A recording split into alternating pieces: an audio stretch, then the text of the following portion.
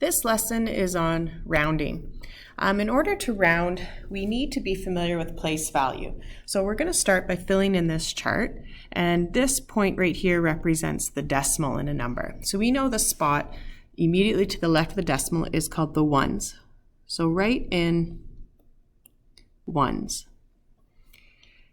Next to the ones, the place value is tens. And then we have hundreds.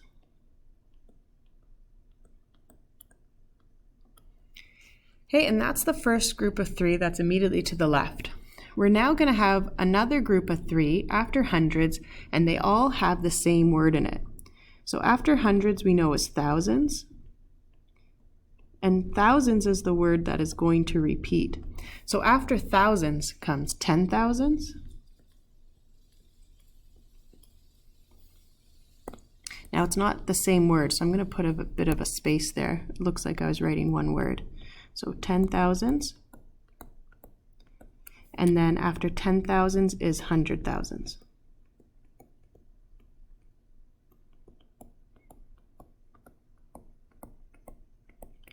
After 100,000s, the last spot I have on mine is millions.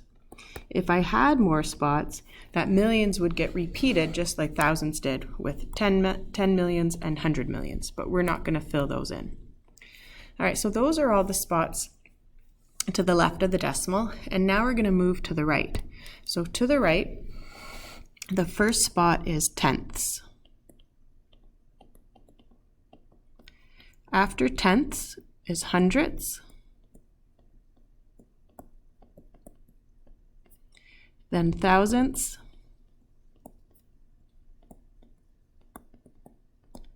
and then 10,000s.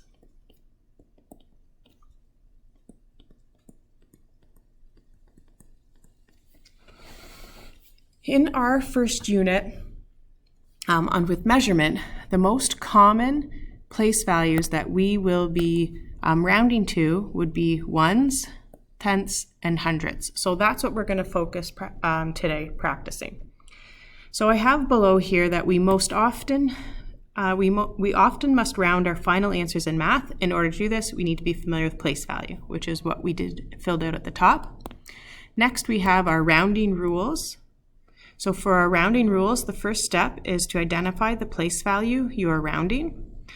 The number to the right tells you what to do. And so we're going to use, if the number to the right is 0 to 4, then the place value number stays. If the number to the right is 5 to 9, then the place value number will go up.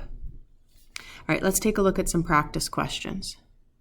So we start by reading the instructions and understanding what we're rounding to. It says to round to the nearest whole number. Now when I go back to my place value chart, there is no place value that says whole number, so that doesn't really help us. What whole number means is I don't want any decimals in my answer, and so we're rounding to the ones. So I'm going to put in brackets here, whole number. So when I'm rounding to the nearest whole number, I'm also rounding to the ones, and I can see my writing is looking a little bit sloppy. Let me fix that up so it's easier to read. Okay, so we're rounding the number to the left.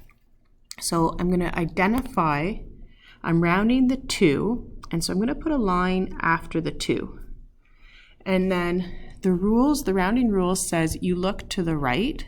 So the number to the right is 8. 8 tells me to go up because 8 is between 5 and 9. And so what that means is the 2 is going to go up. So 52 becomes 53. Okay, let's try the next number. It says 4.89999. So we have to look to see which number we're rounding. And we know whole number means we're rounding the ones. So let's put our line. My answer will be either 4 or my answer will be 5 once I round. And when I look, 8 tells me to go up. So my answer is 5. Okay, let's go ahead and do E. So again, I'm rounding to the nearest whole number. So the whole number is going to be 9. So I put my line after 9. The 5 tells me what to do. and 5 means to go up. So what's 1 higher than 9 is 10, but I can't fit 10 in this spot. So think of it as 99, and 99 goes up to 100. Okay, I want you to try B, D, and F on your own. So you can pause the video, try it on your own, and then when you turn the video back on, we'll take them up together. All right, let's go ahead and we'll take up B, D, and F. So 128.34, I'm rounding the 8, so that's where my line goes. 3 tells me what to do. 3 says it's between 0 and 4, so that means that it stays. So the 8 stays. So final answer is 128. Okay, let me put that in. It disappeared on me. There we go. Okay, my next one is 109.3999. So I'm rounding 9 because we know to the nearest whole number is the ones. 3 tells me what to do, and 3 says to stay. So it's 109. Okay, my next number is 64.343. So I'm going to be rounding the 4. I'll put a line. 3 tells me what to do, and 3 again says to stay. So I'm going to leave it as 64. Okay, and that's how you round to the nearest whole number. Let's go ahead now, and we're going to round to the nearest 10th. So always identify what you're rounding to the nearest 10th. Let's go up to our place value and look where the 10th is. So the nearest 10th is going to be right here. So it's the number that's to the left of the decimal. All right, let's go ahead now, and we'll find that number in 12.642. So the number to the left is 6. So I'm going to draw my line after 6. So my final answer will either be 12.6 or 12.7. The 4 tells me what to do. 4 is between, if we remember our rounding rules, between 0 and 4 stays. So it's going to stay 12.6. Okay, let's try the next one, 29.10. So I know the tenths is 1 spot after the decimal. I'll put my line. 0 tells me what to do. Well, 0 is between 0 and 4, so it's going to stay 29.1. Okay, let's try the next one, 2.492. Let's put a line after the 4, since we're rounding the nearest tenths. 9 tells me what to do. Now 9 is between 5 and 9, so that means we're going to go up. So 2.4 becomes 2.5. So same as rounding to the nearest whole number, where you tried the next 3 on your own. I want you to try B, D, and F on your own. Pause the video, try the questions, and when you come back, we'll take them up together. Okay, let's try B, 3.44. So the first number after the decimal is 4. We'll put a line. This 4 tells me what to do. It's between 0 and 4, so we know it stays. 3.4. Okay, the next number is 5.239. So I'm going to be rounding the 2. And I have 2 numbers after the line. We only care about this 3. The 9 doesn't mean anything to us. So only the 3 tells me what to do. 3 says to stay. So it stays 5.2. Okay, and my last answer, 89.43. So 4 is the number I'm rounding. 3 tells me what to do. 3 says to stay, 89.4. All right, the next rounding we're doing is rounding to the nearest hundredth. So let's go ahead and look on our place value chart where hundredth is. So I can see hundredths is 2 spots after the decimal. So 2 spots after the decimal is what we're looking at. And this is the type of rounding that you'll see commonly with money, because we know cents is 2 spots after the decimal. All right, let's go back down. In our first question, we have to identify. So from the decimal, I'll count 2 spots over, 1, 2. So my line's going to go after the 1.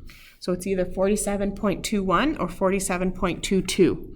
And the 3 says to stay. So it's going to say 47.21.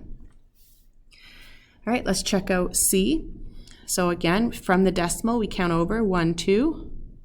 So we're rounding the 0. The 9 says to go up. So 3.70 becomes 3.71.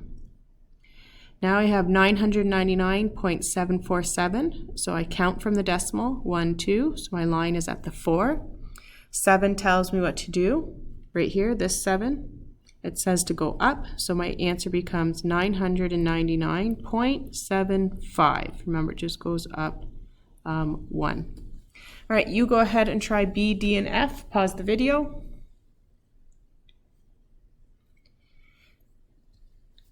All right, let's take up and see what answers you have. So 23.987, I'm going to be rounding the 8. 7 says to go up, so that would be 23.99.